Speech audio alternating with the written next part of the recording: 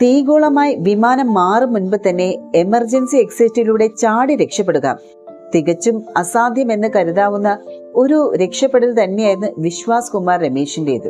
British പൗരത്വമുള്ള Indian വംശജനായ വിശ്വാസ് കുമാർ രമേശ് സഹോദരനായ Ajay Kumar രമേശിനോടൊപ്പമാണ് ലണ്ടനിലേക്കുള്ള air India വിമാനത്തിൽ പറന്നത്. ദുരന്തത്തിൽ ആരും രക്ഷപ്പെട്ടില്ല എന്ന് ഗുജറാത്ത് പോലീസിന്റെ അറിയിപ്പിന് പിന്നാലെയാണ് ഒരാൾ ജീവനോടെ ഉണ്ടെന്നുള്ള വാർത്ത എത്തിയത്. വിമാനത്തിലെ എമർജൻസി എക്സിറ്റ് വഴി പുറത്തു ചാടിയ വിശ്വാസ് കുമാർ രക്ഷാപ്രവർത്തകർക്കൊപ്പം നടന്നു നീങ്ങുന്ന വീഡിയോയും പുറത്തു വന്നു. 11A സീറ്റിലെ യാത്രക്കാരനായിരുന്നു. വെള്ള ടീഷർട്ടും കറുത്ത പാൻസും ധരിച്ച ഇയാൾ ചെറിയ മുടന്തോടെയാണ് നടന്നു നീങ്ങിയത്. കാലിന് പരിക്കേറ്റിട്ടുണ്ട് എന്നാണ് സൂചന. വസ്ത്രങ്ങളിൽ രക്തക്കറയും ചെളിയും കാണാം. കുടുംബാംഗങ്ങളെ സന്ദർശിക്കാനായാണ് വിശ്വാസ് കുമാറും സഹോദരനും ഏതാനും ദിവസങ്ങൾക്ക് മുൻപ് ഇന്ത്യയിലേക്ക് എത്തിയതും. മടക്ക യാത്രയിലായിരുന്നു ഈ ഒരു അപകടം നടന്നതും. ടേക്ക് ഓഫ് കഴിഞ്ഞ് 30 സെക്കൻഡ് പിന്നിട്ടതോടുകൂടിയാണ് ഒരു വലിയ ശബ്ദത്തോടെ വിമാനം തകർന്നു വീണത്. എല്ലാം സംഭവിച്ചത് വളരെ പെട്ടെന്നായിരുന്നു. ഞാൻ എഴുന്നേറ്റപ്പോൾ എനിക്ക് ചുറ്റും മൃതദേഹങ്ങളായിരുന്നു. ഞാൻ ശരിക്കും ഭയന്നുപോയി. തുടർന്ന് അവിടെ നിന്ന് എഴുന്നേറ്റ് ഓടുകയായിരുന്നു.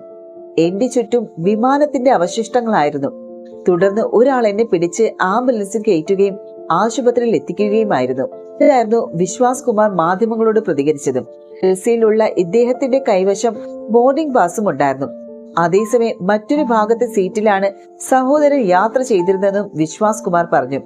സഹോദരനെ ഇതുവരെ കണ്ടെത്താനായിട്ടില്ല എന്നും അദ്ദേഹത്തെ കണ്ടെത്താൻ സഹായിക്കണമെന്നും ചികിത്സയിൽ കഴിയുന്നതിനിടെ വിശ്വാസ് കുമാർ മാധ്യമങ്ങളോട് പറഞ്ഞു. കഴിഞ്ഞ 20 വർഷമായി വിശ്വാസ് കുമാർ ലണ്ടനിലാണ്. ഭാര്യയും കുട്ടിയും ഇപ്പോൾ ലണ്ടനിലാണുള്ളത്.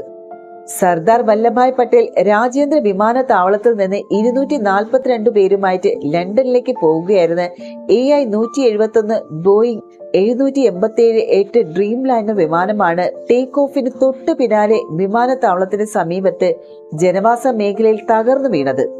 ഉച്ചയ്ക്ക് 1:43 ആ ഒരു അപകടം. അഹമ്മദാബാദ് അന്താരാഷ്ട്ര വിമാനത്താവളത്തിലെ 23-ാം നമ്പർ റൺവേയിൽ നിന്നാണ് ഈ ഒരു വിമാനം ലണ്ടനിലേക്ക് പറന്നുയർന്നത്. 625 അടി ഉയരത്തിലെത്തിയ ഈ ഒരു വിമാനത്തിൽ നിന്ന് എയർ ട്രാഫിക് കൺട്രോളിലേക്ക് അപായ സന്ദേശവും ലഭിച്ചു. വിമാനവുമായി ബന്ധപ്പെടാൻ ശ്രമിച്ചെങ്കിലും സിഗ്നൽ ലഭിച്ചില്ല. പിന്നാലെ തകർന്നു വീഴുകയായിരുന്നു. വിമാനത്താവളത്തിന്റെ സമീപത്തുള്ള BJ മെഡിക്കൽ കോളേജിന്റെ ഹോസ്റ്റൽ കെട്ടിടത്തിലേക്കാണ് ഈ ഒരു വിമാനം തകർന്നു വീണത്.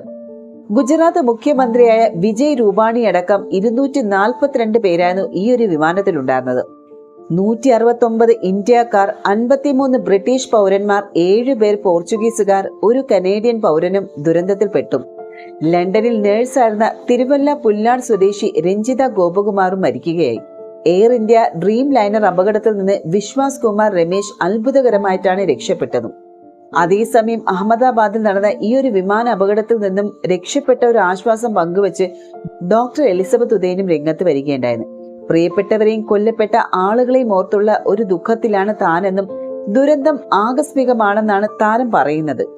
ഏകദേശം 2 വർഷത്തോളമായി അഹമ്മദാബാദിലെ ആശുപത്രിയിലെ ഡോക്ടറായി സേവനം അനുഷ്ഠിക്കുകയായിരുന്നു എലിസബത്ത്.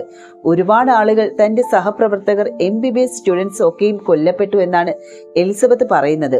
മറ്റു ചിലർ പരിക്കുകളോടെ ചികിത്സയിലാണെന്നും ഞാൻ സേഫാണ്, എങ്കിലും ചികിത്സയിലുള്ള എല്ലാ ആളുകൾക്ക് വേണ്ടിയും പ്രാർത്ഥിക്കണം എന്നാണ് എലിസബത്ത് ഫേസ്ബുക്ക് പോസ്റ്റിലൂടെ കുറിച്ചത്.